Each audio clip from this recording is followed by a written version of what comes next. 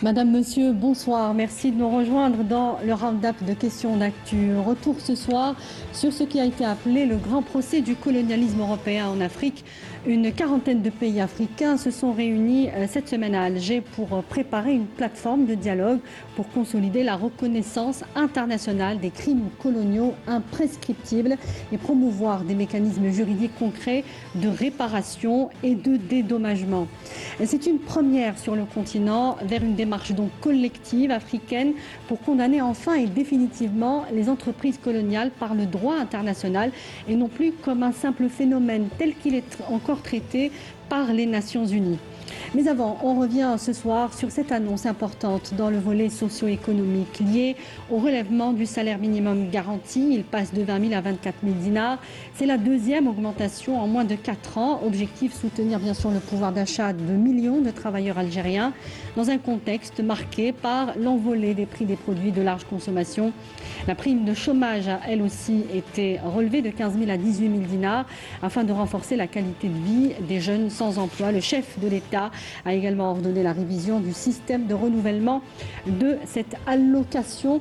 On en parle ce soir avec nos invités et nos consultants. On reçoit ce sour M. Amar Takjout, secrétaire général de l'Union générale des travailleurs. Bonsoir M. Takjout. Bonsoir. Merci d'avoir accepté notre invitation.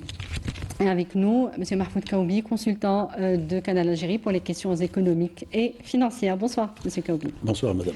Merci d'être avec nous. M. Amar Takjout, le relèvement du salaire minimum garanti, vous avez d'abord salué une démarche positive et le respect de l'engagement du chef de l'État. Oui.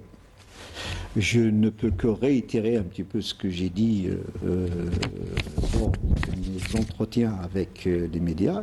C'est vrai que c'est une demande qui a été exprimée le 1er mai 2024 au président de la République au niveau de la centrale quand il nous a rendu visite. Et il y avait une demande, il y avait le relèvement du congé de maternité, il y avait le SNMG, il y avait la question de la retraite aussi, il y avait d'autres questions. Et là, je pense que le président de la République s'est exprimé ce jour-là en disant qu'il reçoit favorablement ces demandes et qu'il faut du temps, tout en tenant compte des capacités du pays à répondre à ces doléances une à une. Donc je trouve que jusqu'à maintenant, il y a respect de l'engagement. Je tire une petite conclusion de ma part. J'aurais souhaité que nous soyons, nous tous, dans le même et dans la même démarche que le président. Ça veut dire à chaque fois que moi, secrétaire général, je prends une mesure ou une décision, je la respecte. Et chacun de nous respecte ses engagements. Je pense qu'on ira loin dans ces... Donc c'est un petit peu ce côté moral, ce côté respect des travailleurs, respect des citoyens. Parce que dire une chose publiquement, la rendre publique et la respecter, c'est aussi le renforcement d'une passerelle qui est importante. C'est la passerelle de la confiance. Alors, on va aller un petit peu dans l'aspect technique de ces augmentations. Et vous avez expliqué que l'augmentation du SNMG ne sera pas uniforme. Elle sera calculée selon le principe simple, le plus gradé, plus le grade est bas, plus la hausse est élevée. Ça, il faut que les travailleurs le comprennent. C'est pas aussi, j'ai dit, ça dépend des capacités. Le SNMG est une référence de calcul. À commencer pour les retraites, parce qu'il est dit dans la loi que la retraite, quand on fait le plein de sa vie professionnelle, on a 80% du SNMG. Donc c'est une référence. Et c'est une référence de calcul d'un certain nombre de salariés cadres. Parce que c'est 5 fois, 8 fois, 10 fois le SNMG. Et c'est aussi une référence pour la pyramide salariale de l'entreprise. À commencer par, écoutez, je commence par le niveau 1 et je termine au niveau 20. Donc il y a, quand on touche à la première, il faut toucher à l'ensemble des salariés, sinon ça risque de créer un rapprochement dans cette structure salariale et on remet un petit peu en cause la pyramide telle qu'elle est conçue. Ce que vous appelez un tassement des salaires. Un tassement ou un tarissement Mais pour bien comprendre, pour les corps communs qui sont le gros donc, des travailleurs les qui corps vont percevoir communs, cette augmentation, pardonnez-moi, les je termine ma corps question, communs, ce sera un principe dégressif. Non, c'est pas le principe dégressif, c'est pour les entreprises qui avaient des difficultés à un moment donné financières, qui ne pouvaient pas payer les salaires ou qui avaient une masse salariale plus importante. Parce que quand bien même c'est une augmentation, il n'y a pas une entreprise qui ne tient pas compte un petit peu de sa situation financière. Elle n'est pas aggraver la structure des charges qui n'est pas simple, parce que quand vous augmentez les salaires, il faut penser aussi à l'augmentation des charges fiscales. C'est-à-dire qu'on ne voit pas, c'est pas, des fois, il n'y a que le salarié voit le côté du gain qu'il a, mais il y a déjà 35% de fiscalité sociale qu'il faut payer. Et payer, c'est rajouter les 20%. Donc, je pense que les entreprises ne sont pas assez inégales sur cette question. Il y a ceux qui ont dépassé largement dans leur entreprise le SNMJ, et il y a d'autres qui utilisent le SNMJ, et là, peut-être qu'il y a un travail technique qui est parce financier. Que vous avez justement dit que ce serait en fonction des capacités de ces entreprises et organismes, de manière donc à éviter ce que vous avez appelé le tassement des salaires. C'est-à-dire, le SNMJ est obligatoire, c'est-à-dire que c'est le... Oui, le SNMJ, sa philosophie, c'est pour aider à rattraper un petit peu l'inflation. Ça veut dire c'est quand il y a que l'inflation, elle pèse sur le pouvoir d'achat de l'ensemble. Je ne pense pas que l'inflation touche uniquement la première catégorie du SNMJ, elle touche tout le monde. Donc il y a lieu d'augmenter le SNMJ pour l'ensemble. Ça veut dire que toute la pyramide doit subir un changement. Et changement, il y a on peut donner à tout le monde les 20%. On ne donne pas à tout le monde les 20%, on donne simplement à la première catégorie, les autres on leur donne moins de 20%, ça veut dire c'est leur donner les 4000 dinars à tout le monde. Et la troisième proposition, c'est là où le problème, peut-être il est pesant pour les entreprises, quand ils n'ont pas les moyens, ils peuvent aller dans une proportion à encore des 4000 dinars, là, proportionnellement dégressif. C'est ce dont on parlait. Voilà. Donc, c'est des trucs techniques. Je pense que... non, mais c'est important de clarifier ces c'est points, des techniques d'une entreprise à une autre, d'un organisme à un autre, mais je pense qu'on peut faire l'économie de toutes ces techniques et donner les 4000 dinars à tout le monde. Très bien. Alors, M. Kaoubi, certains spécialistes, puisque M. Tagjoud vient de parler justement d'un risque inflationniste, ils parlent, ces spécialistes, du financement de ces mesures sociales, notamment pour les entreprises privées qui concentrent donc 80% des emplois dans le pays, et aussi pour le trésor public. Quel est votre commentaire là-dessus? Est-ce que vous rejoignez un petit peu cette analyse? Oui, je rejoins entièrement cette analyse. M. Tagjoud était en train de nous expliquer que du côté des travailleurs, l'augmentation est la bienvenue. C'est tout à fait normal. C'est normal. Mais du côté de l'employeur ou du responsable dans une administration, la plus grande question, c'est comment financer, d'où avoir l'argent pour financer cette augmentation. Et cette augmentation de 4000 dinars, ça dépend comment on l'exprime. Donc, soit on va dire que c'est 20% d'augmentation, 4000 en valeur absolue, et comment on l'appliquera, donc ça sera soit d'une manière dégressive, c'est selon donc les capacités, et donc elle posera un problème de financement. Pour le secteur étatique, qui déjà souffre de problèmes de déséquilibre, je me réfère au déficit prévu dans le budget de 2026, qui est déficit provisionnel, qui est de l'ordre de 52%, tenez-vous bien, donc quand même c'est pesant. Donc il y a cette dépense qui viendra s'ajouter donc aux dépenses de fonctionnement, à rappeler que les dépenses du personnel représentent 33% du budget. Donc, Du personnel, vous voulez parler des travailleurs des travailleurs. Travailleurs. Donc, les salaires. qui sont dans la fonction publique. Ça, c'est pour la fonction publique. La question pour le secteur économique est encore plus compliquée. Parce que si le Trésor a cette capacité d'emprunter plus facilement, Ce n'est pas le cas. Ce n'est pas le cas. Ce n'est pas le cas du secteur économique, qui n'est pas homogène aussi. Donc il y a des entreprises qui sont dans une situation financière, si on prend assez bonne, assez favorable, si on prend le secteur des hydrocarbures par exemple, mais d'autres secteurs, le bâtiment par exemple, l'industrie aussi, sont des secteurs qui arrivent difficilement à couvrir, à avoir un ratio valeur ajoutée personnelle qui est favorable. Donc, ça posera le problème de financement. Et puis, cette question aussi importante, donc, rapport, augmentation de salaire, donc, venir en aide au pouvoir d'achat, il faut toujours, en balance, prendre en considération que le salaire est aussi un élément du coût.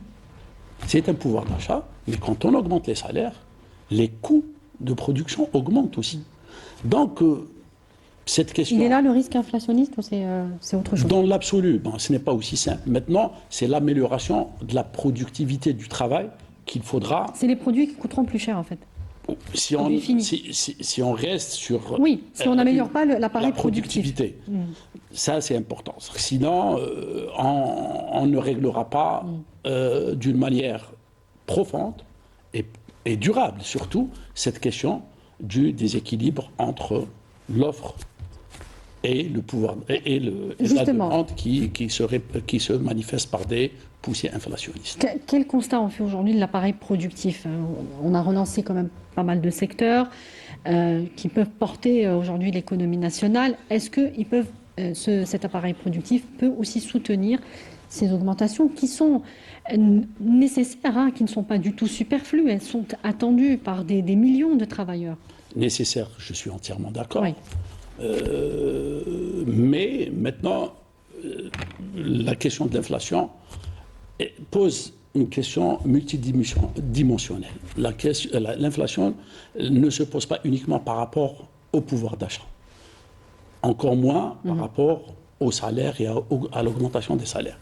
Toutes les études sérieuses se rapportant à l'inflation en Algérie font ressortir 4 grands facteurs qui sont déterminants pour régler le problème structurel de l'inflation. 1, l'appareil de production, vous le disiez, donc l'élasticité, la capacité d'offrir plus avec des intrants moins, ce qu'on appelle la productivité. Pour le même stock d'intrants, de travail, donc de matières premières et d'organisation, on arrive à produire plus. Ça, c'est important. C'est ce qui agit sur l'offre. Et plus il y a de l'offre, les prix ont tendance à baisser. La deuxième, c'est nos revenus, la structure de nos importations et nos consommations. Est-ce qu'elles sont couvertes par de la production nationale ou par les importations? Parce que une observation de l'inflation de 2000 à 2025 fait ressortir, par exemple, la période de 2000-2008, l'inflation, le point bas était de 0,3, c'était 2000-2001. Le point le plus élevé, c'était 4,9. C'était une période où les revenus du pétrole étaient à leur meilleur niveau, nos réserves de change sont reconstituées et on avait cette capacité de stabiliser le dinar et donc de diminuer de l'impact de l'inflation importée. Donc, deuxième facteur de production, nos moyens, nos capacités d'importation et la stabilité ou l'instabilité des prix au niveau international. Donc, le blé, le lait, etc. etc. Quand bien même la subvention ou l'importance de la subvention pervertit un petit peu la mesure de l'inflation. C'est pour ça qu'en Algérie, on a une inflation mesurée. Souvent, on dit qu'on est à 5-6%. Et puis, il y a l'inflation perçue.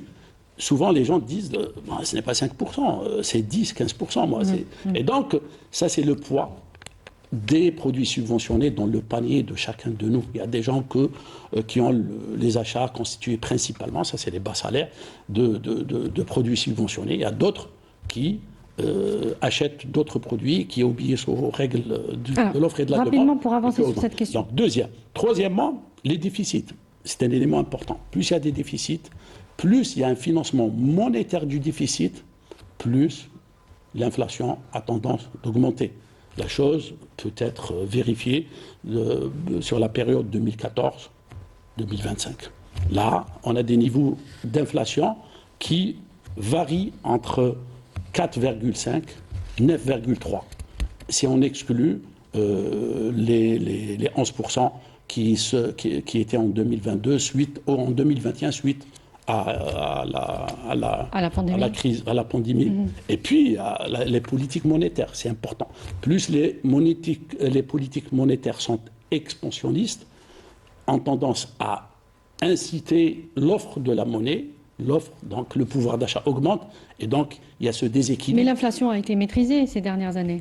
Maîtrisée, qui a été relevée d'ailleurs par les institutions de Bretton Woods. On a une courbe descendante. Mais maintenant, analyser en profondeur le phénomène, il y a d'autres éléments qu'il faudra analyser. Alors justement, M. Tagjout, l'Algérie a lancé depuis octobre, en octobre dernier, une nouvelle enquête nationale sur les dépenses de consommation et donc le niveau de vie des ménages. Et cette enquête devrait durer 13 mois. Une précédente enquête menée par l'ONS, l'Office national des statistiques, avait déjà conclu en 2022 que les dépenses des ménages avaient doublé entre 2011 et 2022, donc une dizaine d'années, et elles étaient de l'ordre de 8 016 milliards de dinars, soit une dépense moyenne de 72 500 dinars par foyer. C'est un peu ce qui a été estimé en 2022 par ménage et par mois. Est-ce que ces augmentations graduelle, on disait, du SNMG et aussi des salaires qui a atteint un taux de 47%, qui devrait atteindre les 100% selon les engagements, encore une fois, du président de la République, répondent, selon vous, à cette dynamique de changement dans la consommation des Algériens? Oui. Plus vous donnez aux salariés... plus ils consomment. Plus ils consomment, ça c'est connu. Ça veut dire que le problème aujourd'hui, c'est consommer pour qui et pourquoi? Ce qu'on consomme, les produits importés, ça veut dire c'est beaucoup plus les entreprises étrangères qui en bénéficient de cette augmentation et de cette consommation. C'est l'appareil productif national. C'est autre chose. C'est là où peut-être nous aurons à revoir un petit peu les chiffres et à revoir les chiffres à la hausse en tout. Parce que si l'appareil productif est capable et forte, plus la consommation, ça veut dire qu'il dit consommation, dit extension, des investissements, des créations d'emplois, ça veut dire on n'y va que dans la croissance et aller vers la consommation.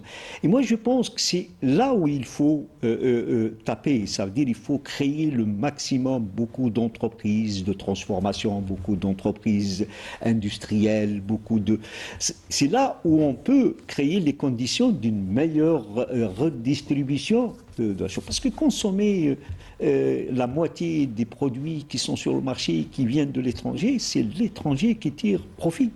C'est pas parce que ce que vous Mais les donnez... habitudes de consommation ont changé, M. Tagjout. Oui, ils ont changé, mais ils n'ont pas changé beaucoup. C'est une... Je pense... Il y a une maîtrise des importations, donc les Algériens consomment beaucoup de produits je dis que, locaux. encore une fois, il ne faut pas se tromper, il faut aller vers la création d'une économie très forte. Si on veut. Écoutez, si vous voulez gagner la partie, il faut que le marché soit dominant par les produits de la production nationale. Pourquoi? C'est le cas, M. Karoui? D'où? Non, c'est le cas. Aujourd'hui, ne serait-ce pour l'agroalimentaire, par exemple, c'est le produit algérien. Moi, je parle de l'économie tout entière. Oui, on parle de pour cibler un segment. Mais parce qu'il y a aussi une autre question qu'il faut poser. Est-ce que nous sommes à même d'exporter sans pour autant affecter le marché national? Oui. Parce qu'il faut avoir une production capable de répondre au marché et exporter en même temps. Parce que si vous exportez les besoins de votre marché, vous ça dépend du segments, oui, monsieur oui, le de production. Moi, je dis, c'est un débat. Moi, je suis syndicaliste, je ne suis pas professionnel de l'économie, mais le constat que je fais, je dis que notre économie n'est pas assez forte aujourd'hui. Il faut qu'elle soit aussi forte. Deuxième élément qu'il faut réapprendre à tout le monde, y compris aux travailleurs, aux citoyens, c'est la valeur du travail. Et la valeur du travail, c'est la valeur du dinar. C'est pas l'inverse. La valeur du dinar ne vient pas par hasard, elle vient par la valeur du travail. Aujourd'hui, si chaque citoyen se met dans la tête que la valeur du travail, c'est elle la garantie, y compris de la maîtrise de l'inflation, à ce moment-là, oui. Parce qu'il n'y a pas une autre méthode. Il n'y a pas de méthode. La méthode, la simple qui existe, c'est revenir à la valeur du travail. Et cette question, il faut la poser, il faut la discuter à tous les niveaux. Il faut interpeller tout le monde, y compris le petit travailleur que je représente. De dire, est-ce que nous sommes là à respecter et à reconsidérer la valeur du travail? Parce qu'il n'y a pas d'autre... on va se mentir, on va se raconter des histoires, on va se dire, et on va attendre que le président décide pour nous une augmentation à droite, une augmentation à gauche, et qui ça ne donne rien si la valeur du travail n'est pas reconsidérée par tout le monde. Et vous l'estimez comment aujourd'hui la valeur du travail? Écoutez, la valeur du travail, il faut que les chefs d'entreprise considèrent les travailleurs comme une valeur et le travailleur doit considérer que l'entreprise est une valeur. On ne vient pas en tourisme, on ne vient pas passer son temps, et l'employeur doit comprendre aussi que le travailleur est une valeur sûre. Donc c'est une complémentarité, c'est une attitude qu'il faut changer, une culture de l'entreprise et de l'économie qu'il faut instaurer. Oui. Ça manque. Nous n'avons pas de culture, ni de l'entreprise, ni de... On n'a pas. On est là par pur hasard, on est là en train de garder les lieux, on est là en train de veiller le matin or qu'on veille la nuit, et ainsi de suite. Moi, je dis qu'il faut qu'il y ait une interpellation de conscience de chacun d'entre nous pour essayer de reprendre ces esprits, de dire que le pays ne peut avancer, ni ne peut être fort si on ne se met pas tous à reconsidérer que notre rapport finalement au travail. Écoutez, aujourd'hui, est-ce que quelqu'un peut me dire que, est-ce qu'on considère que l'entreprise est un espace de création de richesse? Est-ce qu'on peut le dire? Est-ce qu'on peut le signifier? Est-ce qu'on peut le discuter tranquillement et de dire oui, l'entreprise est un lieu de la création de la richesse? Eh bien, on n'en parle pas. Et pas seulement une source de salaire. Ce que vous voulez Bien dire. évidemment, ce n'est pas une source de salaire. Alors, c'est peut-être dans cet esprit-là aussi que l'allocation chômage donc, va d'abord augmenter de 15 000 à 18 000 dinars dès 2026. Et on sent qu'il y a désormais aussi la volonté de remettre cette allocation dans sa vocation première comme un mécanisme d'insertion et non plus comme un simple revenu. Et donc, il va y avoir, en tout cas, son mécanisme va être réétudié. Elle va être renouvelable une seule fois, d'après ce qu'on comprend. C'est juste, parce que c'est accompagner des primo-demandeurs d'emploi, c'est juste. C'est juste. Mais moi, je pense que, premièrement, il faut que la formation soit de mise. Une formation, pas formation pour formation. Parce qu'il s'agit de beaucoup d'universitaires qui sont capables de se reconvertir, de se réadapter à d'autres métiers qui sont demandés par le marché. Parce qu'il faut former aussi pour le marché, pas pour former pour former. Deux, il faut réapprendre aussi l'acte civique à ces jeunes. Ça veut dire l'utilité publique, elle a un sens dans la vie. Si on donne de l'argent à des jeunes, il faut leur demander aussi d'aider d'autres, les envoyer pour 2 heures de travail, pour 2 heures de sensibilisation. On est incapable de gérer nos ordures ménagères. Il y a quelque chose qui ne tourne pas rond. Est-ce qu'on ne peut pas envoyer ces jeunes taper aux portes et de demander à Hamoualdikum, mettez le plastique dans une benne, mettez les déchets ménagers dans une autre, et mettez le pain dans un autre? Est-ce qu'on ne peut pas le faire? Est-ce qu'on peut donner de l'argent sans pour autant demander à chaque citoyen de s'impliquer et d'avancer dans la société? Alors, concrètement, moi je suis ce mécanisme va être revu tel qu'il a été conçu, en tout cas au départ. Mais le mécanisme est bon, il est revu, corrigé, année, c'est très bien, Ouais. une année renouvelable avec des formations, mais encore une fois, je suis. Il y aura des critères plus sévères, plus... Oui, mais moi je suis partisan aussi de les impliquer. Écoutez, nettoyer les plages, ce n'est pas une hérésie. Oui. Monsieur Kaoui, cette allocation chômage, c'est un outil ou un mécanisme d'insertion sociale, professionnelle, très précisément, mais quelle est sa valeur ou son impact sur l'économie nationale? Comment elle apporte une plus-value? Vous savez, on est plus dans la solidarité et dans l'apaisement.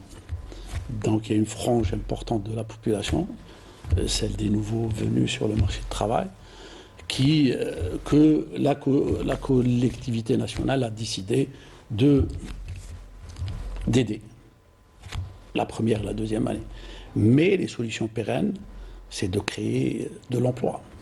La finalité, il y a aussi la question du travail, elle a des aspects multidimensionnels. Parce que le problème, c'est on forme dans quelle spécialité, dans quel métier, pour quelle économie. Parce que souvent, les déséquilibres sont dus à un problème de profil qui, je vous donne des exemples très simples, hein. Ceux qui sont diplômés en informatique, des ingénieurs en informatique, vous allez voir, il y aura 0% de taux de chômage dans cette catégorie de socioprofessionnels. Et dans le domaine des mathématiques, etc., etc. Par contre, il y a des diplômés qui... la question, c'est de réguler les flux et de former pour des métiers. Je donne l'exemple du bâtiment. Des Sud-Africains, des nationalités diverses. Si on passe au niveau des chantiers, on va retrouver plusieurs nationalités et dans des métiers nécessitant peu de maîtrise et de qualification. Alors, je ne parle pas d'électricité, d'autres métiers, etc. Donc là, la réhabilitation du rapport avec le travail, parce que c'est important, c'est le point de départ. Le salaire est une contrepartie d'un travail. Et l'allocation chômage ne peut être qu'une exception pour atténuer le temps de revenir à une question Une d'équilibre. exception dans le temps, vous voulez dire? Parce qu'il y a un problème de soutenabilité de la dépense. Au jour d'aujourd'hui, je vais m'exprimer en dollars, c'est plus de 3 milliards de dollars. C'est combien? C'est Le 2,6 millions? 2,6 millions. C'est-à-dire qu'il y a un stock de chômeurs qui nous interpelle. Mais pour la partie Trouver- insertion professionnelle. pour trouver. Mais l'insertion, c'est des profils, c'est des choses qui sont pensées, régulées dès le début de la formation. Ce n'est pas après qu'on soit diplômé qu'on vienne taper aux portes, dire que je n'arrive pas à trouver de travail. C'est vrai que ça Donc, permet vous parlez des vases d'atténuer. communicants entre, par exemple, Oui, l'université mais et la chose la plus l'entreprise. importante, c'est de créer des entreprises. La croissance, on parlait de croissance, la croissance devrait se manifester par plus d'investissement. Plus d'investissement, c'est tout simplement plus d'emplois. Et puis, il y a cette question, Takjout était en train de parler de quelque chose de très important. C'est que pour régler le problème de l'inflation, parce que tout est Oui, c'est un lié, cercle. c'est d'améliorer la productivité. Oui. C'est de mieux organiser et de tirer le maximum des facteurs de production dont le travail en est un. Et cette question, donc, il faut expliquer et il faut qu'on apprenne une Peut-être chose, un travail pédagogique. que plus on est D'ailleurs, performant. dans ce sens. J'avais oublié une chose en parlant d'inflation. Rapidement, il nous reste une dernière question. Un quatrième facteur, Oui. c'est l'organisation des circuits de distribution. Oui. La logistique et la distribution. Je vous donne des exemples. Rapidement, Votre monsieur performance Kaoui, dans parce ce que domaine. il faut Si on vraiment veut qu'on agir, avance. il faut moderniser, il faut passer vers une organisation beaucoup plus efficace, Harmonieuse. qui se réconcilie avec les fondamentaux de l'économie et les fondamentaux de la performance. Une dernière question, monsieur Takjout, sur les pensions et allocations de retraite. Vous dites attendre des mesures positives et des augmentations significatives. Alors, est-ce que l'UGTA un rôle à jouer dans les propositions qui vont être faites, sachant que les augmentations annuelles sont restées en suspens en cours de l'année 2025 et ce dossier donc sera tranché dès la prochaine réunion du Conseil des ministres. C'est le président de la République qui va lui-même trancher sur les propositions qui vont lui être faites. Le GTA est toujours importante parce qu'elle rappelle que les retraités souffrent aussi que les travailleurs de l'inflation et de la vie chère. Et la question des retraites, elle relève du moins du conseil d'administration de la Caisse nationale des retraites. Tout en regardant de plus près les finances de la Caisse, et ce qu'elle peut supporter et ce qu'elle ne peut pas supporter comme charge supplémentaire. Parce qu'on oublie que même si on augmente les retraites, d'autres retraités arrivent, donc il faut aussi les financer, il faut toujours les payer.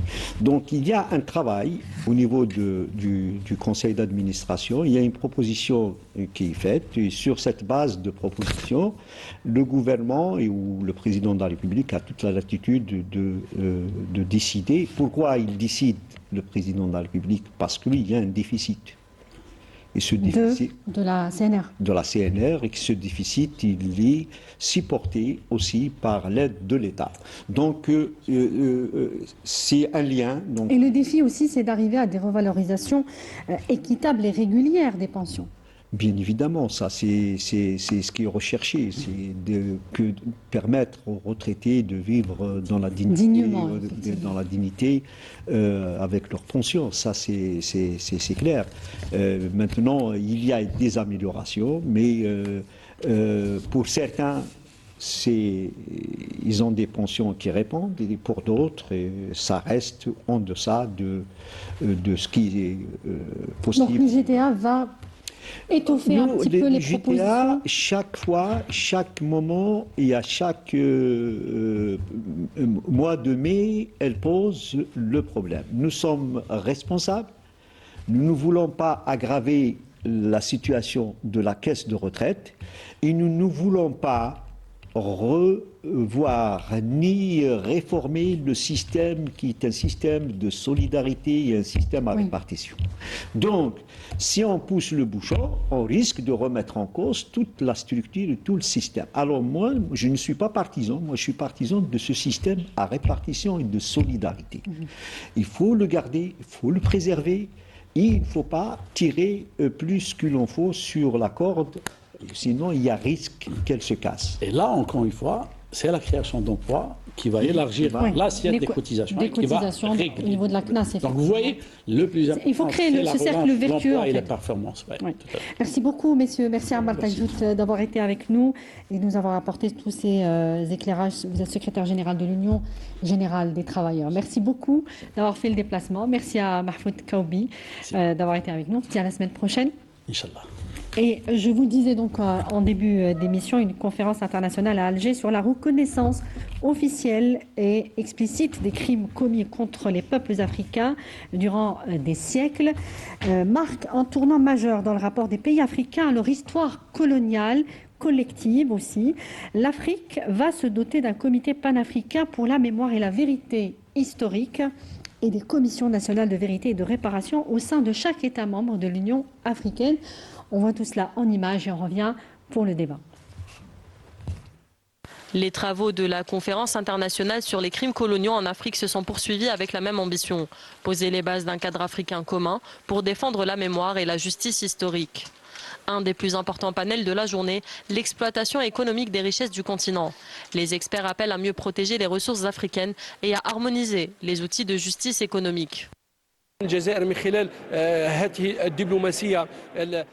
L'Algérie, à travers sa diplomatie proactive, incite les pays africains à réexaminer leurs relations économiques avec les multinationales et les pays occidentaux, tout en activant les mécanismes et institutions économiques africaines pour renforcer la souveraineté économique et réduire les formes de dépossession héritées de la période coloniale.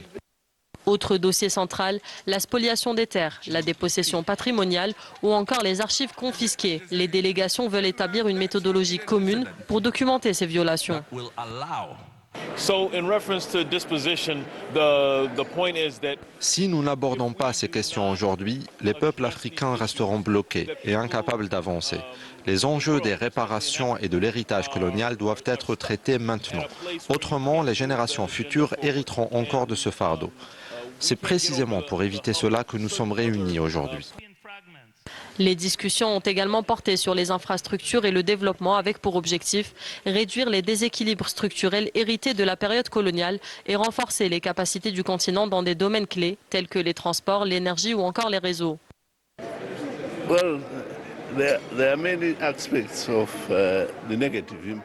Les déséquilibres que nous essayons aujourd'hui de corriger ne sont pas seulement d'ordre matériel. L'Afrique a payé un lourd tribut humain et économique et cela continue de peser sur notre développement. Même au niveau international, nous ne disposons pas encore d'une représentation équitable, notamment au Conseil de sécurité de l'ONU. Obtenir une justice historique, c'est donc rétablir l'équilibre à tous les niveaux, politique, économique et même psychologique. Les rapporteurs ont passé en revue des propositions destinées à définir un référentiel juridique commun capable de porter la voix africaine sur la scène internationale. Dans 15 jours, se réunira à Addis Ababa les deux mécanismes principaux qui sont mandatés de faire le suivi, la mise en œuvre de la décision de l'Union africaine sur le thème de l'année qui est la justice, la réparation pour les Africains et des peuples d'origine africaine à travers les réparations. Et ces deux mécanismes ont été établis cette année et ils se réuniront pour la première fois en Addis Ababa dans quelques semaines. Et leur mandat, la tâche qu'ils doivent prendre, c'est d'élaborer une position africaine commune à propos des réparations, à propos de la justice. Tous se sont exprimés d'une seule et même voix, affichant une position africaine commune pour protéger les richesses, mais aussi le patrimoine culturel des pays du continent. Commentaire signé de Amira Sefta. Et on est rejoint par notre invité ce soir sur le plateau et nos consultants, M. Idel Hachi, historien et chercheur au CRASC. Bonsoir, merci d'être avec nous. Bonsoir, merci pour l'invitation. Merci à vous de l'avoir accepté. Zine Charfaoui, bonsoir. Bonsoir Samia. Merci d'être avec nous également. Et Sami Kaidi, bonsoir. Bonsoir Samia Bacha. Merci également. Alors, je le disais, cette conférence internationale marque un tournant majeur dans l'histoire des Africains, ou la mémoire collective des Africains vis-à-vis du colonialisme. L'Afrique, a indiqué le ministre d'État, ministre des Affaires étrangères, Ahmed Attaf, a tout le droit de réclamer la criminalisation juridique internationale sans équivoque ni ambiguïté du colonialisme. Une conférence donc organisée à Alger, Idel Hachi, avec l'Union africaine. Pour quelles raisons, selon vous, c'est l'Algérie qui a été choisie pour l'abriter ? Oui, alors selon les informations donc, relayées par la presse, l'Union africaine a décidé d'entériner en février dernier la proposition faite par notre président d'organiser cette conférence internationale en Algérie, à Alger, dédiée, comme vous l'avez rappelé, à la justice historique et à la mémoire africaine de l'esclavage, la mémoire de l'esclavage et de la colonisation également. Et c'est aussi pour des raisons profonde que l'Algérie a eu l'honneur donc d'organiser et de recevoir cette conférence. Alors quelles sont ces raisons profondes ? Comme vous le savez, la contribution de l'Algérie et du peuple algérien à la victoire de l'anticolonialisme est réellement exemplaire de par la vigueur de la résistance à l'occupation coloniale. Une résistance qui fut digne de l'épopée et qui forme une chaîne quasi ininterrompue de lutte. La contribution de l'Algérie est exemplaire également, puisque la guerre de libération nationale a littéralement marqué l'histoire comme une des révolutions les plus marquantes, les plus retentissantes, remarquables et les plus remarquées de l'histoire moderne, voire même de l'histoire de l'humanité. L'organisation de cette conférence est également revenue à l'Algérie parce que l'Algérie a payé un très lourd tribut à la défense, puis à la lutte pour le recouvrement de sa souveraineté nationale, donc au XIXe et au XXe siècle. L'autre raison, c'est que l'Algérie a également fait face sur une très longue période, donc de 132 ans, de 1830 à 1962, non pas seulement à une colonisation militaro-administrative et d'exploitation, mais également à une colonisation de peuplement. Enfin, on peut dire également que qualifié de Mecque des révolutionnaires par Amilcar Cabral, donc le leader nationaliste de Guinée-Bissau, Alger a eu l'honneur de recevoir de cette conférence parce que l'Algérie a reçu, a hébergé, formé et soutenu les mouvements révolutionnaires de bien des pays d'Afrique, notamment à l'instar de l'ANC, de Nelson Mandela et de l'OLP, Organisation de la libération de la Palestine. Et c'est fidèle à cette tradition attachée aux causes justes que l'Algérie continue de soutenir les luttes des peuples empêchés. Et nous pensons, je pense évidemment, aux luttes des peuples palestiniens et sahraouis. Évidemment. Zine Chafaoui, justement, cette initiative ou cette conférence a été à l'initiative d'une proposition du président de la République. Et le texte d'ailleurs de la déclaration finale d'Alger sera soumis pour adoption à l'Union africaine. On peut véritablement parler de tournant majeur à ce moment-là dans ce débat sur les réparations et d'abord la reconnaissance des crimes coloniaux en Afrique. Oui, c'est inédit, effectivement. Mais avant de répondre à la question, je voudrais juste souligner le fait que la déclaration d'Alger sur la criminalisation du colonialisme est extrêmement importante parce qu'elle intervient dans un contexte marqué par des tentatives de délégitimation des combats libérateurs. Complètement. Nous assistons aussi à des tentatives de réécriture de l'histoire et bien plus que ça, on essaie aujourd'hui de nous présenter le colonialisme comme un bienfait. Alors aujourd'hui, il y a des... Comme toujours, le colonialisme a toujours été présenté de la sorte. Oui, mission civilisatrice, et là c'est sous le drapeau de lutte contre le terrorisme et des choses comme ça. Etc. Donc il était important que l'Afrique s'organise justement, qu'elle initie une démarche collective, d'abord pour... effectivement, criminaliser le colonialisme, c'est très important, et aussi engager... D'abord, le but de moi j'ai parcouru la pré-déclaration d'Alger, parce que ce n'est pas encore la déclaration finale. Elle doit être adoptée lors du prochain sommet en février de l'Union africaine. L'idée, c'est de mettre en place une architecture de la justice historique et de la justice réparatrice. Jusque-là, tous les pays africains, c'est vrai que la plupart des pays africains ont enduré le colonialisme. Ça a commencé au début du 19e siècle avec le massacre des Namibiens, il y a eu des massacres en Tanzanie, des massacres au Kenya. Alors ne parlons pas des 132 ans de colonisation que l'Algérie a enduré dans sa chair. Votre invité l'a très bien rappelé. Mais tous ces pays, si vous voulez, travailler chacun de son côté. Aujourd'hui, l'idée, et ce qui est bien dans cette démarche, c'est que aujourd'hui, nous aurons une démarche collective. Et ça, c'est extrêmement intéressant. Sami Kaïe, sur cette même question, le fait qu'il y ait, comme le dit Zine Chafaoui, une architecture collective, ça c'est inédit et ça se fait en plus à partir d'Alger, qui est, on peut le dire, Zine Chafaoui, le pays qui a connu la colonisation la plus brutale, la plus violente en Afrique, on peut le dire aisément. Oui, absolument. Oui. La plus longue aussi. La démarche est d'autant plus intéressante que, comme le disait aussi votre invité, c'est qu'on n'en a pas fini avec le colonialisme. Alors non seulement il y a un contexte, il y a des velléités de revenir en Afrique sous d'autres habits, mais on a la dernière colonie d'Afrique, qui est le Sahara occidental, qui subit toujours le colonialisme marocain. Donc il est important aujourd'hui que les pays africains se liguent, non seulement pour écrire leur histoire. Alors vous avez un enjeu qui est politique, un enjeu qui est historique, un enjeu qui est moral, qui est symbolique, mais il faut aussi en finir avec le colonialisme. Et ce n'est pas encore fini. Aujourd'hui, il faut dresser un mur, justement, pour faire en sorte que l'Afrique ne vive plus de colonialisme. Pas que l'Afrique, on pense aussi aux Palestiniens et on voit que l'entreprise coloniale en Palestine occupée n'a jamais été aussi violente, aussi brutale et aussi assumée d'ailleurs par les forces d'occupation terroristes. Sami Khalif. Alors dans cette droite ligne, je pense qu'on sous-estime encore ce qui s'est passé à Alger.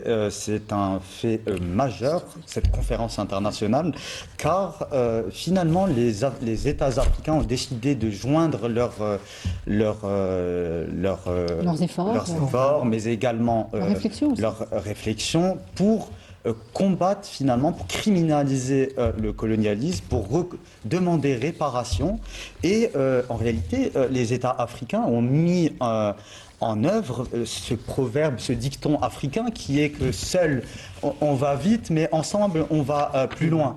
Et par conséquent, c'est ce qu'on a pu observer à Alger avec le ministre algérien des Affaires étrangères, Ahmed Attaf, qui a présenté à la tribune les revendications des États africains qui sont en l'occurrence la reconnaissance des crimes coloniaux, la criminalisation internationale du colonialisme et la réparation ainsi que la restitution des biens pillés, ce qui est extrêmement important.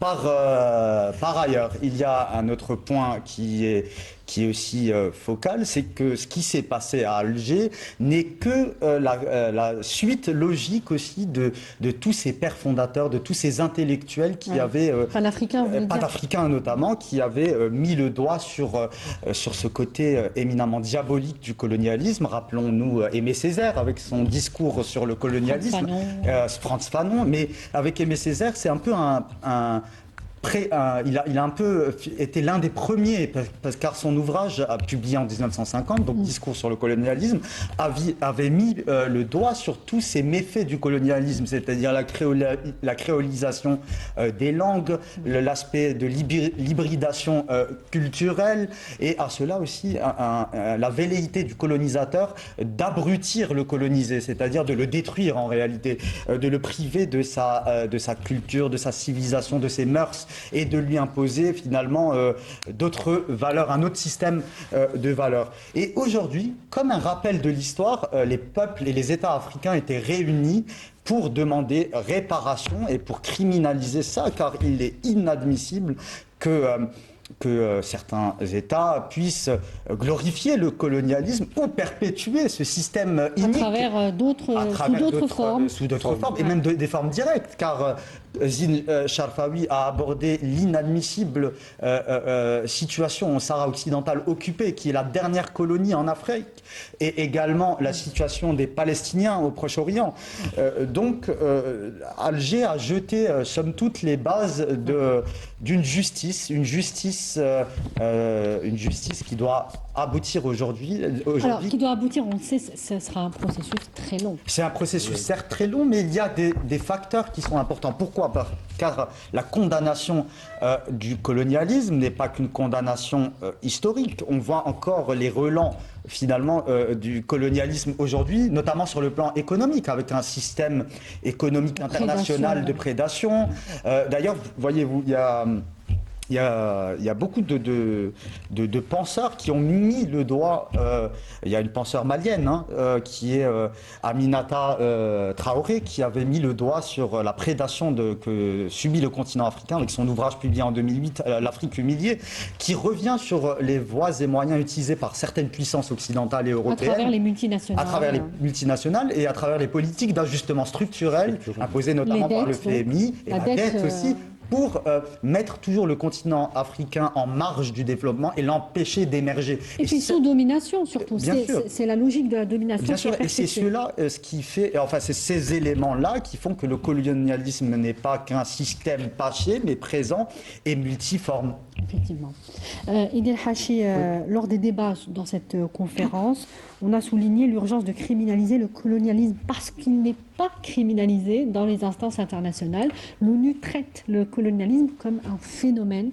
C'est assez ahurissant de le dire comme ça, alors qu'il est lui-même source d'une kyrielle de crimes, notamment crimes de guerre, crimes contre l'humanité, crimes de l'esclavage, etc.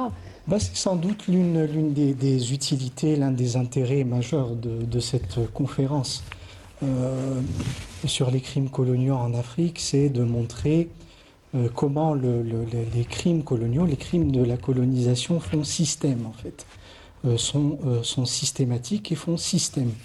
Et si vous voulez, la matière des crimes coloniaux commis en Algérie, on peut dire qu'elle est suffisamment documentée de telle sorte à permettre de dire et de conclure que ces crimes se sont répétés, laquelle reproduction des crimes coloniaux en Algérie sur la longue durée permet d'aller précisément au-delà des responsabilités individuelles, des responsabilités des généraux et des officiers qui ont commis personnel politique et militaire. Parce que si effectivement tout crime porte le nom de celui qui le commet ou le commandite, la reproduction de ces crimes permet de conclure à l'interchangeabilité de ces crimes et d'aller au-delà des responsabilités individuelles pour incriminer, impliquer la responsabilité systémique structurelle, celle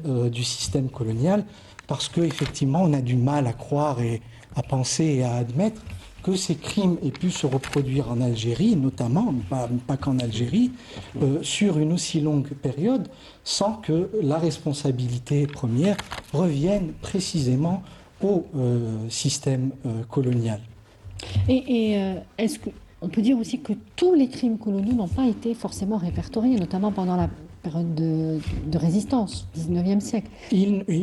Non, ils ne sont pas tous répertoriés. Certains ont été volontairement omis des registres des tous recensés parce que, évidemment, la matière de la documentation est précisément, essentiellement, pour l'essentiel, les sources coloniales, les sources et les archives coloniales. Et il est bien évident que les sources coloniales taisent bien souvent ce qu'elles entendent passer sous silence. Il y a des archives fermées à vie, verrouillées. Qu'elles sont fermées et qu'il y a également certainement des archives non écrites, des archives qui n'ont pas été produites. C'est ce que je veux dire. Parce que les sources coloniales, les producteurs des sources coloniales auront tendance à taire ce qu'ils entendent passer sous silence lorsque ces archives permettent, ou en fait il faudrait employer le conditionnel, auraient pu permettre de documenter une histoire qui n'est pas honorable précisément pour l'entité politique censée les produire, c'est-à-dire pour la colonisation. Et si vous voulez, au cœur de la fabrique des crimes coloniaux, au cœur, en Algérie, vraiment le cœur de la fabrique des crimes coloniaux ont été les razzias, et un cortège de crimes, notamment commis au XIXe siècle, sont en fait des razzias. Or, l'acception la plus courante que nous avons des razzias, c'est précisément tout ce qui tourne autour des biens pillés et spoliés. Mais lorsque l'on s'intéresse de près à ces razzias, on découvre qu'elles n'ont pas été que cela et qu'elles sont bien plus de choses, qu'elles sont en fait qu'elles comprennent une variété de crimes et d'exactions, comme les incendies de villages, de douars, les incendies ou les destructions de villes, comme la destruction la destruction ou l'expropriation, la spoliation des richesses, de l'infrastructure de thésaurisation, comme les silos à grains. Les razzias sont synonymes d'un cortège d'arrestations, de mise en détention et de prise d'otages, notamment de femmes et d'enfants. D'ailleurs, précisément dans le but déclaré d'empêcher la reproduction et la régénération. Oui, ça, c'est des crimes qui sont des caractéristiques du génocide. Oui, absolument. On empêche la reproduction d'un groupe ethnique. Et c'est très souvent, d'ailleurs, dans la description des razzias que certains officiers de la période, je pense notamment à Montagnac ou à Saint-Arnaud, si vous voulez, dans l'intimité des correspondances, des lettres qu'ils adressaient à leurs proches et parents et familiers, où ils se laissent aller à employer ce terme de guerre d'extermination. Ils emploient cette expression. C'est l'ancien mot. Ça explicitement. C'est l'ancien mot pour dire génocide. Le mot génocide n'existait pas à cette époque-là. Évidemment. Ce que l'on retrouve, c'est cette expression-là de guerre d'extermination. Et j'en reviens à cette idée que la razzia est au cœur du crime ou des crimes coloniaux en Algérie. Pour citer, si vous le permettez, je ne sais pas si on a le temps, quelques exemples. Oui, vous avez, et dès le départ, le crime de Blida, par exemple, commis en 2 temps, d'ailleurs, le 19 et le 26 novembre 1830, est également une razzia. L'extermination d'Yaoufia en avril 32, c'est une razzia. Le massacre de Constantine du 13 octobre 37 est associé à des scènes, à des faits de pillage et de spoliation. Le massacre de Tiwarzdin en Kabylie du côté de Tadmaït également est associé à une razzia. L'enfumade des Oulad Riyah, c'est important ça. En juin 1845 fait suite à une razzia manquée parce que à l'approche de la colonne Pellissier qui menace l'intégrité physique et les biens des Oulad Riyah, ceux-ci, les Oulad Riyah, donc se réfugient dans une grotte de la région de Mostaganem, Ghar Farashih, du côté de Ngmaria, avec leurs bestiaux, leurs réserves alimentaires, avant de mourir asphyxiés. Le 4 décembre 50, le massacre de la Rouate est également associé à des scènes de pillage. D'ailleurs, lequel massacre de la Rouate doit être signalé comme probablement le premier forfait, le premier crime où l'on a recouru à des armes chimiques, puisqu'on a tiré des obus de mortier, d'artillerie à base comprenant du chlore. Le chlore qui provoque la mort par asphyxie en brûlant les poumons. Le même constat pour le massacre d'Erichia, par exemple, dans les Babors en avril 64, où les forces coloniales s'emparent de plusieurs milliers de têtes de bétail. Et puis en mai 1871, le colonel Fourchot pille plusieurs villages des environs de Tawarga. Tawarga, c'est du côté de Delles. Et dans le même temps, plusieurs dizaines, voire centaines de prisonniers sont jetés par-dessus les collines ou lignes de crête, ce qui nous rappelle évidemment ce qui a été commis en termes de massacre le 8 mai 1945, encore une fois dans les Babors, notamment à Shabet Lakhra, et c'est ce qui nous permet de reprendre cette idée d'ailleurs de la reproduction des crimes coloniaux et des mêmes procédés qui ont été fixés en fait dès les premières années de la période coloniale et jusqu'à l'indépendance. Oui, Sami Kadi, vous voulez ajouter quelque chose? J'aurais une question à poser à notre invité. Vous avez abordé la question très importante des archives. Figurez-vous, il y a l'un de vos collègues, si je puis dire, M. Idrissa Abba, qui est professeur d'histoire au Sénégal, à Dakar, et il a dénoncé, donc il a participé à cette conférence internationale à Alger, il a dénoncé clairement la non-coopération des anciennes puissances coloniales dans l'octroi des archives. Des documents très importants pour permettre de faire un état des lieux et de rassembler l'ensemble des documents et des informations qui ont trait au colonialisme et à l'esclavagisme sur le continent. Quels sont, selon vous, les voies et moyens pour pouvoir outrepasser peut-être cette étape et permettre de recenser les crimes, les nombreux crimes du colonisateur? Ce que je peux dire effectivement, c'est que oui, il y a de nombreux cas. J'ai vu tout récemment Gilles Manseron interrogé dans une émission de Canal Algérie, l'émission d'Emir Nebesh, où il faisait état de nombreux chercheurs algériens qui se sont heurtés à des entraves de communication. Pas seulement des chercheurs algériens d'ailleurs. Pas seulement, oui, bien sûr, absolument, tout à fait. Vous avez raison de le rappeler. Oui, et je pense qu'effectivement... Il n'y a pas de moyen, en fait, d'obliger les anciennes puissances coloniales de communiquer leurs archives. Oui, je pense effectivement, mais que des démarches comme la conférence internationale d'Alger, qui ont l'intérêt de faire parler l'Afrique d'une seule voix, d'une seule et même voix, peut effectivement contribuer grandement à améliorer les choses. Ouais, c'est une forme de pression. Oui, il peut également. Oui, l'union fait la force. Il peut également, évidemment. Surtout qu'il y a une tentative de blanchir le colonialisme. C'est de plus en plus.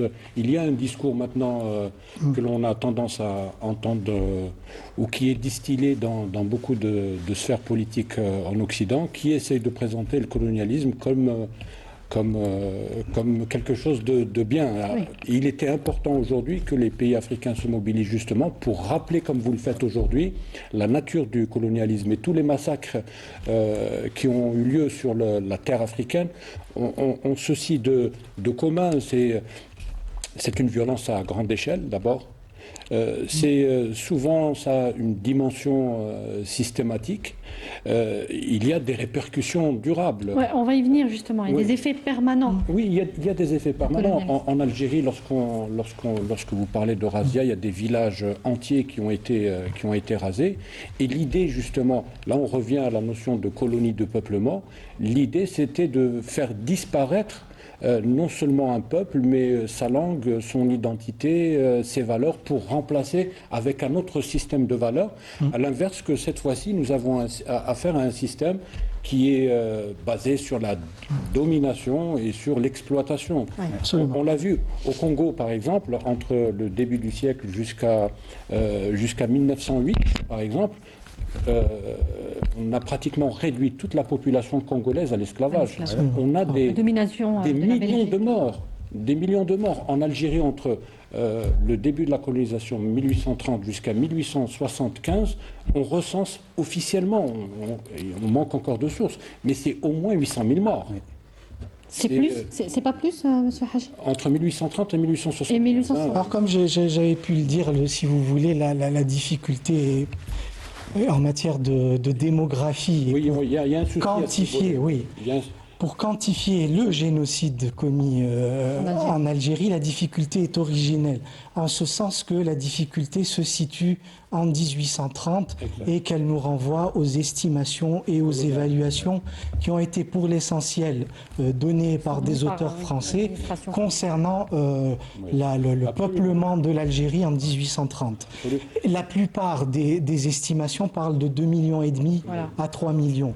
Or, il y a des sources tout à fait importantes qui parlent de beaucoup plus. Vous avez le général Bugeaud. Mais sur toute la période coloniale, on est dans des chiffres... Jusqu'à 6 millions. C'est ça. Le général Bugeaud, qui est un personnage important, considérable de la période coloniale et des premières années, parle de 8 millions. Et vous avez une autre source majeure, c'est Hamdan Khouja al-Mir'at, le miroir, qui parle de 10 millions. De 10 millions. Or, donc, voilà, si sur la base du premier recensement que l'on considère, que l'on tient pour à peu près sérieux, qui est donné en 1872 et qui évalue la population algérienne à 2 125 000, vous voyez que la déperdition démographique, selon l'estimation que vous retenez en 1830, n'est pas tout à fait la même. Absolument. Si vous dites 3 millions, la déperdition est de 875 000. Si vous dites 8 millions, reprenant l'estimation livrée par Bugeaud, multiplié par 2 ou 3. Et si vous prenez l'estimation donnée par Hamdan Khouja, 10 millions, c'est encore bien davantage. Il faut garder également à l'esprit qu'il y avait un intérêt à sous-estimer le peuplement de l'Algérie en 1830 d'un double point de vue. Lorsque vous situez la population algérienne dans des fourchettes basses, vous dites en gros, surtout au regard de l'immensité du pays, que c'est un pays sous-peuplé et donc apeuplé. Et par conséquent, vous vous inscrivez dans une démarche de légitimation de la colonisation de peuplement. Et il y a évidemment l'autre intérêt majeur, c'est l'intérêt militaire guerrier, puisque ça permet d'anticiper sur la déperdition précisément causée par les massacres. Et avec un avènement massif de population européenne en l'occurrence, donc c'est finalement ça le grand remplacement. Mais c'est ce qui nous permet de parler effectivement d'un réel projet de grand. Mais justement, c'est ça tout l'intérêt de la conférence internationale sur les crimes coloniaux organisée du 30 novembre au 1er décembre. L'idée est de faire la lumière sur tous ces crimes coloniaux. Oui, qui ne sont pas toujours connus, effectivement, notamment en Europe. Nous avons avec nous, depuis Strasbourg en France, Julien Martin. Vous êtes avocat au barreau de Strasbourg. Bonsoir Julien Martin, merci d'être avec nous. Bonsoir.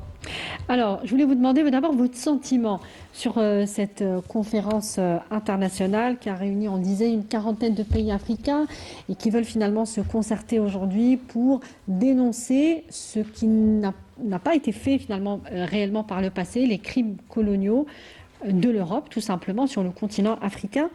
Et je voulais revenir sur cette notion aussi de la criminalisation du colonialisme qui n'est pas déjà faite. Alors c'est assez surprenant quand on le dit comme ça, alors que le colonialisme est traité comme un simple phénomène au niveau des instances internationales les plus grandes, comme les Nations Unies. Oui, alors dans votre question, il y a deux aspects qu'il faut traiter. D'abord, le contexte dans lequel se situe la conférence qui a eu lieu à Alger, ce sommet qui est dans le cadre de l'Union africaine. Donc d'abord, ce qui est remarquable, c'est cette capacité des pays membres, des États membres de l'Union africaine de se réunir autour de cette question de la colonisation et de la criminalisation de la colonisation. Le cadre de l'Union africaine, il est, je le dis, remarquable parce qu'on peut le rattacher, en tout cas en tant que juriste, au cadre régional de protection des droits de l'homme.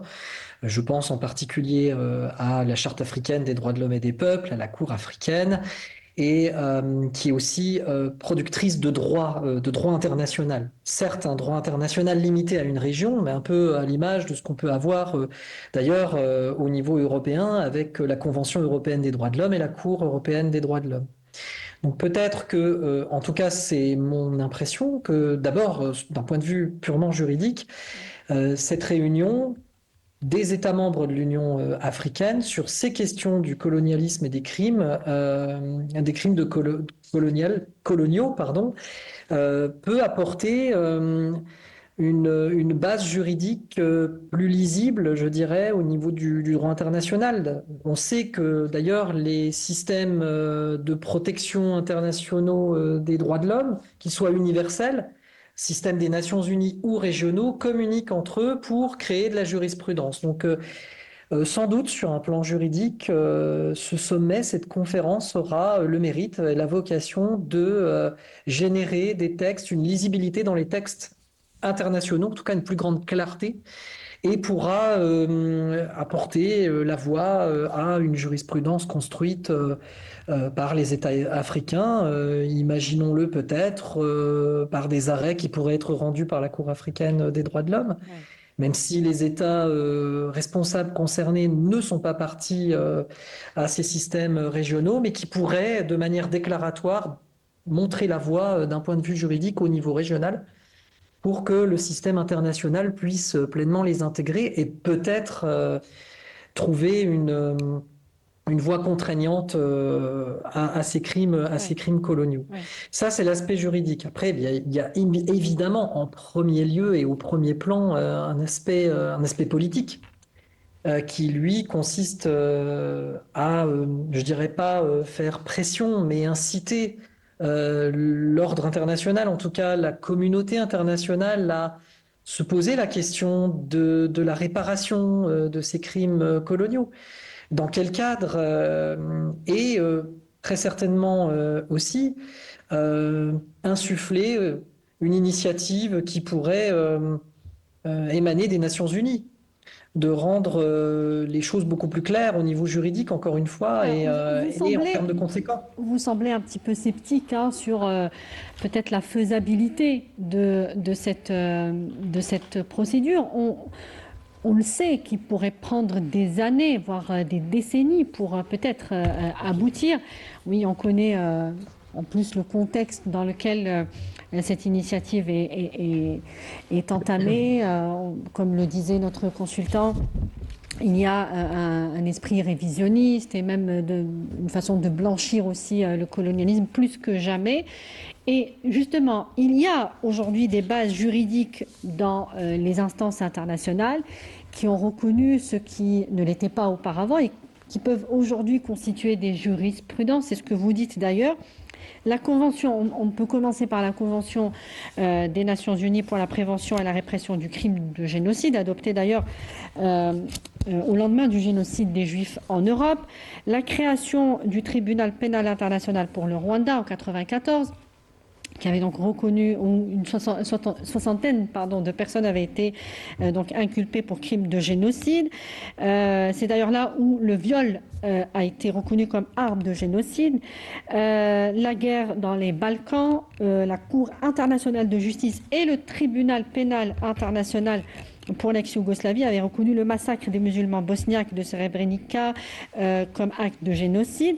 Alors pourquoi ce serait différent pour l'ensemble des pays africains qui revendiquent aujourd'hui ce droit de faire reconnaître donc les crimes coloniaux? Alors, c'est différent d'abord parce que les crimes coloniaux, il y a une dimension historique, il y a une difficulté aussi temporelle, vraiment de temporalité juridique. Tout ce que vous avez cité auparavant, et notamment des décisions de la Cour internationale de justice ou du tribunal pénal international d'ex-Yougoslavie, se sont fondés sur des conventions spécifiques. Il n'existe pas en droit international, malheureusement, de conventions internationales, d'instruments internationaux juridiques qui répriment les crimes coloniaux et le colonialisme en général. Ça, c'est le premier point, c'est important de le souligner. Préciser, oui. Il n'y a pas non plus de système juridique contraignant, j'entends par là de juridiction internationale qui pourrait reconnaître l'existence des crimes coloniaux et du colonialisme en crime, en tant que tel, et qui pourrait ainsi acter la responsabilité des États concernés. Mais néanmoins, c'est différent parce qu'on peut tout de même faire appel à des principes généraux du droit international et de la responsabilité des États qui sont des principes qui ont été rappelés dès 2001, notamment par la Commission du droit international, qui a déclaré qu'un État tient l'obligation de réparer les préjudices qu'il a causés par des violations du droit international, des violations graves du droit international. Et là, on peut rattacher à ces violations graves les crimes coloniaux. Mais nous avons aussi des principes de base et lignes directrices qui ont été rappelées dans une résolution des Nations Unies 60/147 de 2005 et qui concernent les droits des victimes de violations graves à réparation complète. Dans ces réparations, on a l'indemnisation, la restitution, la réhabilitation, le droit à la vérité, les excuses officielles, les garanties de non-répétition. Donc, ce cadre victimes juridique, de quoi, Julien Martin? Les victimes de quoi? les victimes de violations, de crimes graves de droit international, y compris émanant de contexte colonial. Donc il faut réformer aujourd'hui le droit international, c'est ce que vous dites.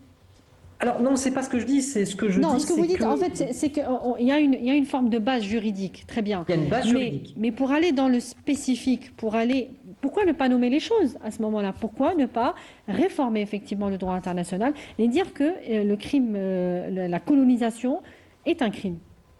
Alors, il y a la base juridique, si vous voulez. La difficulté qu'on a, c'est que même si on adopte un texte qui prévoit et mentionne clairement le colonialisme comme un crime à part entière, ou les crimes coloniaux, en les subdivisant, en faisant certaines catégories. Oui.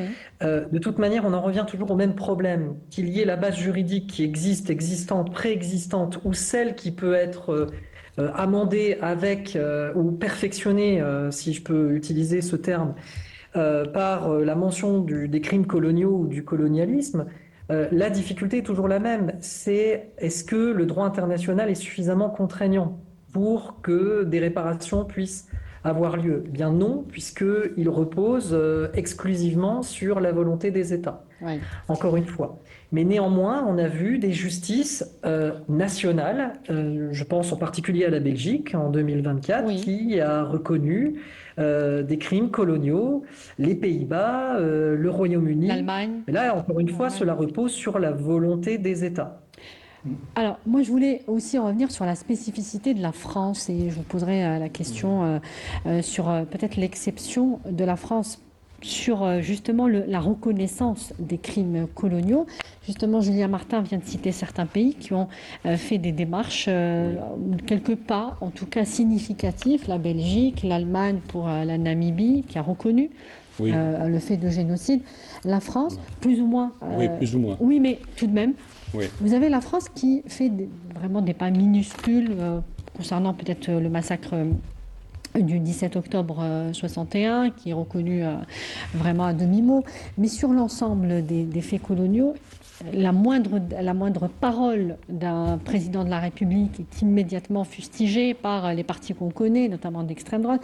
Donc c'est très compliqué de faire avancer, ne serait-ce que la reconnaissance déjà officielle.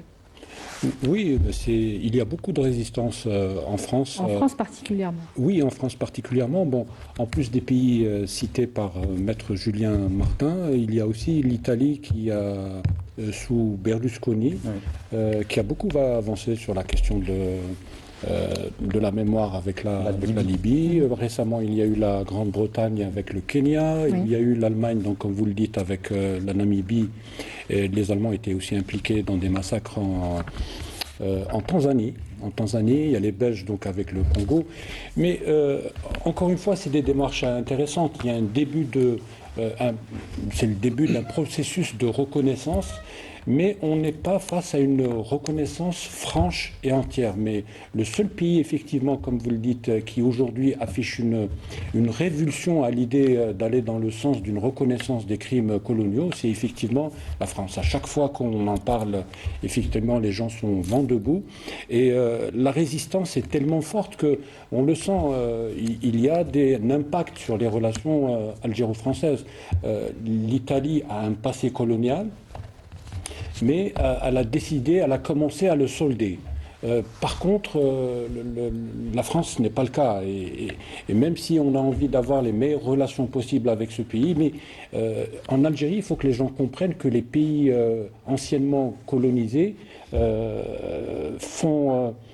affiche un besoin de mémoire. On a une mémoire inachevée. Lorsque vous parlez d'archives qu'on refuse d'ouvrir, d'archives qu'on refuse de restituer, des biens qu'on refuse de rendre, etc. C'est une partie de notre mémoire qui nous est confisquée. Qui nous est confisquée. Et tuée aussi un peu. Oui, et tant que cela n'aura pas trouvé de solution, bien évidemment, les relations entre colonisés, anciennement colonisés et anciennement colonisateurs resteront problématiques. Donc c'est ça le... C'est le fond du problème. Oui. Sami Kazdi, on parlait aussi des effets permanents des crimes coloniaux. Et c'est pour ça qu'on parle aujourd'hui de restitution, de dédommagement. Est-ce que vous pouvez nous parler de ce point précisément ?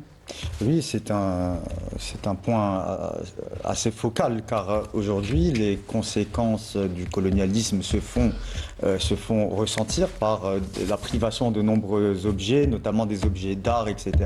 D'ailleurs, à ce propos, la conférence d'Alger a appelé à la restitution aussi d'ouvrages d'art, à accélérer la mise en service du grand musée d'Afrique, qui aussi des œuvres d'art. Voilà, mais qui est tout de nombreux objets aussi qui ont été spoliés par les anciennes puissances coloniales. Il y a les restes mortuaires. Les restes mortuaires. On revient aussi sur de nombreux crânes de nos martyrs qui sont encore au musée, exposés dans des musées en France. Et tout cela, finalement, comme l'avait bien souligné Zine Sharfawi, pousse à perpétuer toujours la reconnaissance. Non, une certaine défiance aussi, c'est-à-dire qu'on ne veut pas, il n'y a pas de réelle volonté de tourner la page, mais comme une volonté de toujours mettre le couteau dans la plaie. Et à cela s'ajoutent aussi les conséquences environnementales, c'est-à-dire qu'il faut rappeler les nombreuses explosions nucléaires. Notre pays a été touché par 17 explosions nucléaires, dont la première est Gerboise Bleue en 1960. Il faut rappeler, et ce n'est pas connu, c'est une page encore sombre dans les annales du colonialisme, que des Algériens ont été utilisés comme cobayes humains. lors de ces explosions, des explosions qui ne sont pas restées sur un rayon circonscrit, mais qui sont allées bien au-delà des régions de Reggane. On a une dernière enquête qui évoque le fait que le nuage radioactif a touché les régions même du Sénégal. Donc, oui, en Afrique et aussi vers l'Europe. Le Sénégal et l'Espagne. Oui.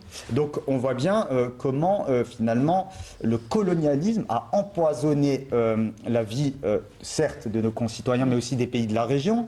Et aujourd'hui, nous sommes en 2025, mais il y a encore de nombreuses naissances de personnes qui ont des handicaps, qui ont... Justement, Monsieur Idil Hachi, il y a encore des victimes de ce qu'a été le colonialisme chez nous. On pense aux personnes qui ont été touchées par les mines antipersonnelles. Ça nous a pris 60 ans pour nettoyer tout ça. On disait les sites radioactifs, ça c'est permanent par contre, oui. Ça c'est définitif presque.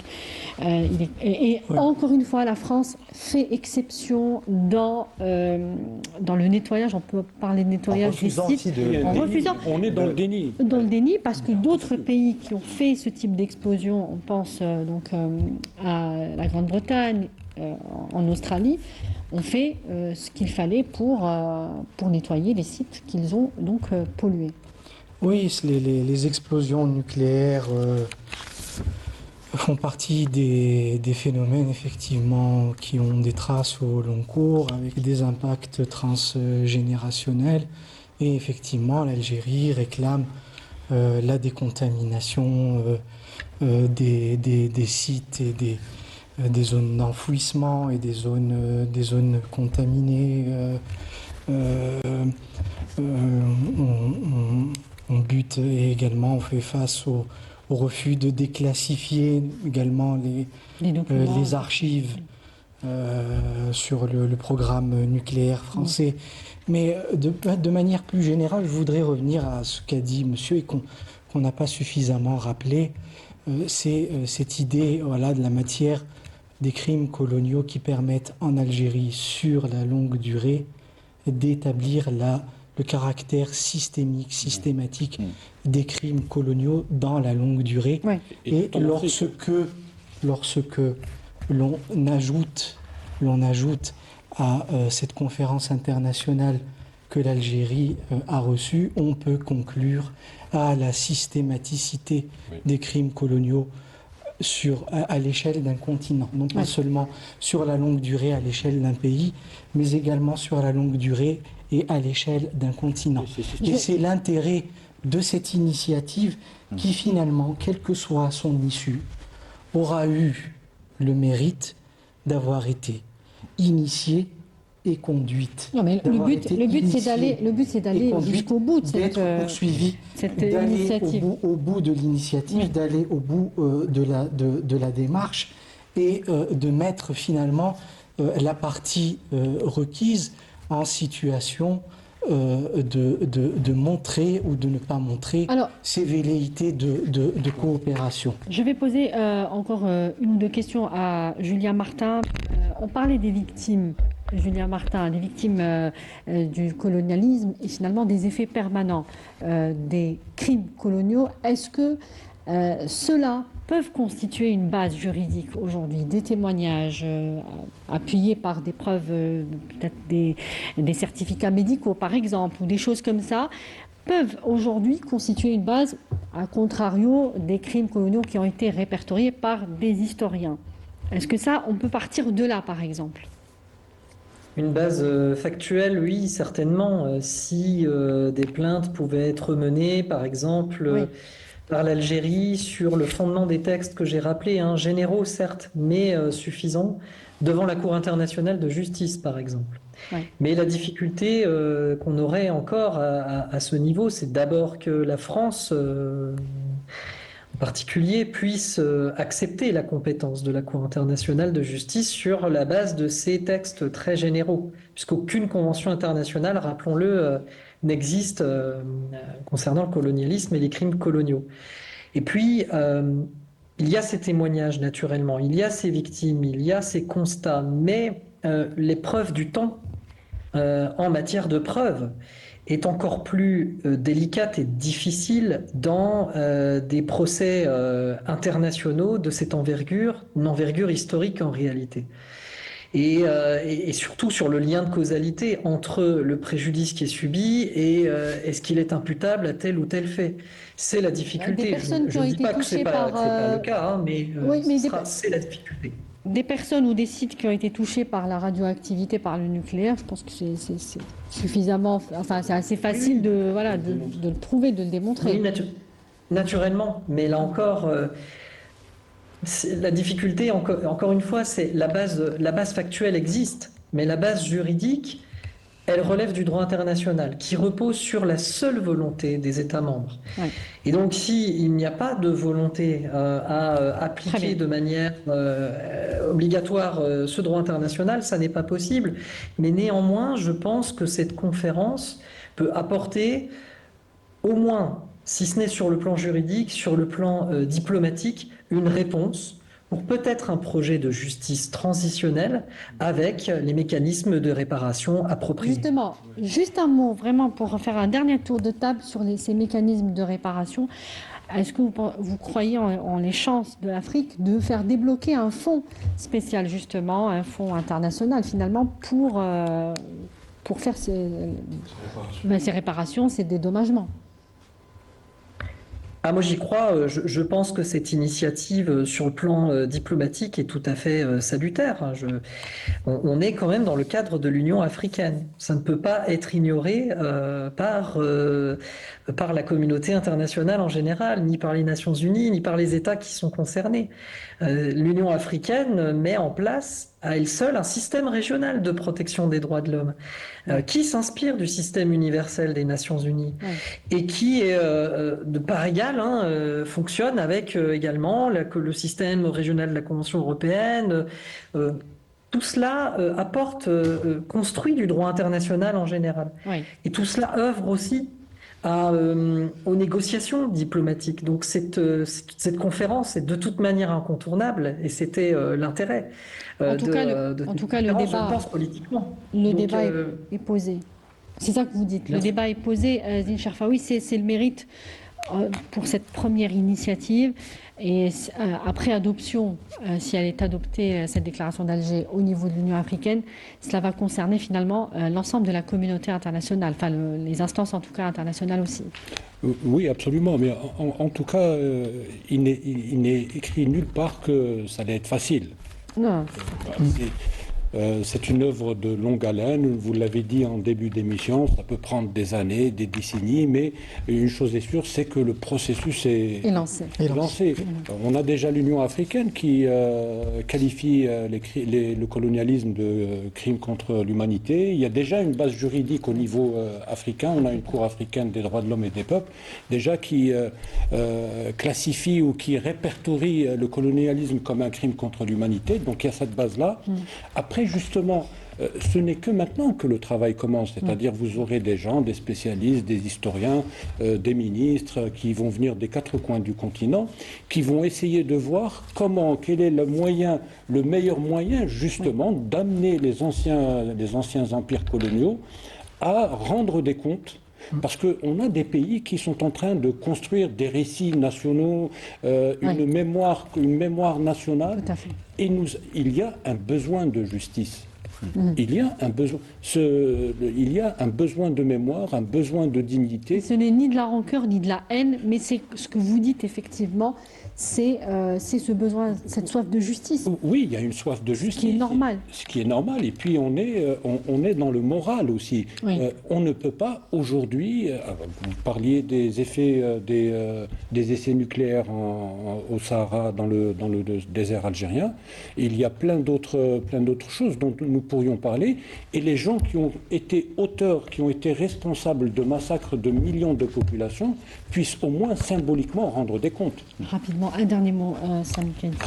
Ce qu'il faut retenir de cette conférence, c'est qu'on passe clairement d'un discours mémoriel à une démarche politique et juridique. Le fait que la déclaration finale retient et rappelle l'aspect du crime contre l'humanité pour le colonialisme est extrêmement important, car il met en évidence l'imprescriptibilité de ces crimes. Et il faut enfin saluer le courage de notre pays. D'ailleurs, à ce titre, le ministre des Affaires étrangères du Togo, M. Robert Dussé, a salué le courage du président de la République, Abdelmajid Tebboune. Qui avait effectivement présenté cette initiative. Voilà, qui était l'initiateur. Un dernier mot, on aurait voulu développer plus, mais nous sommes pris par le temps. Oui. Un dernier mot peut-être, mais vraiment rapidement sur les biens spoliés. C'est aussi une caractéristique importante. Sur les biens spoliés, oui, absolument. C'est cette dimension de mémoricide que nous appelons le mémoricide, avec une dimension essentielle, importante également, avec évidemment le cas des archives qui ont été transférées en France dans l'urgence et la précipitation en 1961-1962.